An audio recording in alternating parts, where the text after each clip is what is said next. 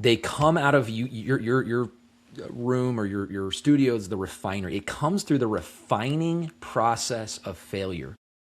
And that's very true for me. I mentioned earlier in the podcast that there was years that I was in leadership roles, positions, functions. I wasn't a leader. I didn't care about others. I didn't love them. I wanted them to love me. I was much happier when, as sensei, somebody would bring me my favorite drink because I was important and they were thinking of me. Yes. I didn't find my greatest satisfaction in serving them as I should have. And for me, that everything I said earlier, I was an assistant instructor at 15, and then I became an instructor at 19, and I had a lot of success. There's a lot of parents out there that would wish that their 19-year-old kid was a full-time martial arts instructor with an office job, his own house, his own truck, blah, blah, blah. And yet, despite all that success, I lacked the courage, the character, and an integrity that is actually required to be an effective leader. And that lack of internal fortitude manifest in a really cataclysmic way when I made the absolutely stupid decision to go with 3 of my friends. We had this just terrible idea to light a fire, and my best friend who struck the match did not make it out of that fire alive. Yeah. Lighting a fire is called arson according to law. That's a criminal offense. With serious consequences, and when somebody dies in the process, as my friend did, it gets a whole lot more serious. And the consequences for me as a part of that was a 14-year prison sentence in the Arizona Department of Corrections, where I used the time well. The time was redeemed, but I had a lot of time to think about what those values were that I was going to carry through my life.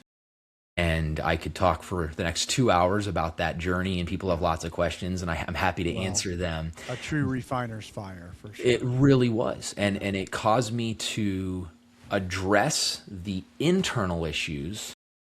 And then as I did, it gave me the opportunity to also help other people. And while I was there, I got to build something we called inmate peer programming, which was a peer-based rehabilitation program.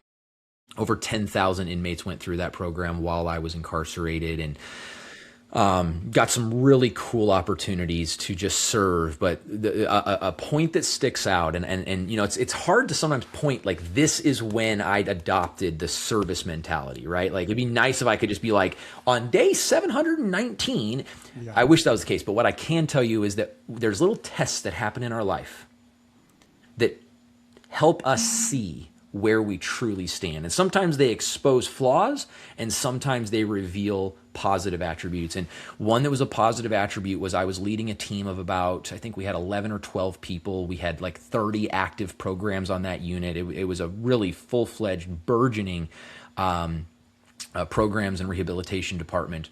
And we had created new, we'll call them badges, that allowed us to kind of go into the buildings and serve as mentors and kind of peer counselors for the other inmates on that unit. And I was the one that created the badge. And on the back, it said, "How can I serve you?" And I got a lot of kickback. That's not a word you use in a harsh environment like prison. You don't talk about serving people. It's a dog-eat-dog world. And I had someone come, and they're like, "Hey, I just want to say, like, I don't know, like, how do you think people are going to feel about this?" And I looked at him square in the eye, and I said, "That's the way that I'm going to run this department. And if you don't want to do it, that's fine. Like, I'm not even mad at you. I get it. But if you want to be a part of this department, that's the attitude I expect you to hold." And that moment where the peer pressure was not enough this time to get me to go down the wrong road showed some transformation from where I was years before, where I went with the wrong people to do the wrong thing and had catastrophic consequences. So had a great opportunity to serve there, got to do it again in corporate America after I got out, became a training manager, eventually became director of revenue for that company, which gave me even more leadership experience with different levels underneath me and different things like that. And now it's just a blast serving companies and helping bring some of those real world experiences that can, I don't know, they can only be taught through that refiner's fire that you brought up earlier. Yeah.